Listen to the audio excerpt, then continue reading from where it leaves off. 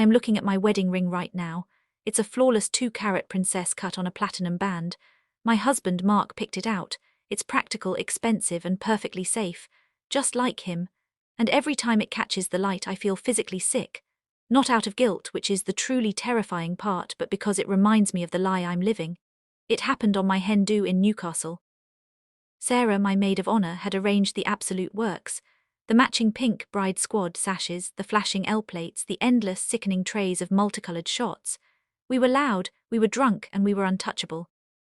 By midnight, we were crammed into a VIP booth of a neon-lit club, waiting for the entertainment. I was expecting a tragic bloke in breakaway fireman trousers. I was expecting to laugh, cover my face with my hands, and tip him a £20 note. Instead, I got him. He told us his stage name was Ryder, utterly ridiculous, I know. But the moment he walked in, the joke died in my throat. He wasn't some tacky cliché. He was staggering. He had dark hair, arms mapped with heavy black ink, and a gaze that sliced right through my cheap Prosecco buzz. Sarah shoved me into the chair in the middle of our circle. The girls were screaming, filming on their phones, chanting my name. But when he straddled my lap, the rest of the room just vanished. The heavy beat of the club music faded into a dull thud, matching the violent beating of my own heart. When his hands gripped my waist, I felt a jolt of pure, unadulterated electricity. It wasn't a performance. The way he looked at me, like he actually saw me, the terrified woman about to lock herself into a 30-year mortgage in Surrey and a lifetime of missionary sex, it broke something open inside me. I was suddenly suffocating under the weight of my impending, perfectly predictable marriage. When the routine finished, my mates swarmed the bar to buy another round of shots. I told Sarah I needed the loo and slipped down the dark corridor toward the back of the club, desperate for air. He was standing there, leaning against a fire exit door, zipping up his duffel bag. I should have walked past. I should have gone back to my sash and my vodka and my safe, lovely fiancé. But I stopped. He looked up, his chest still heaving slightly and his eyes locked onto mine. We didn't even speak. Not a single word.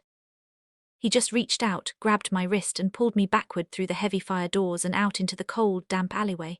It wasn't romantic. It was frantic, breathless, and utterly feral.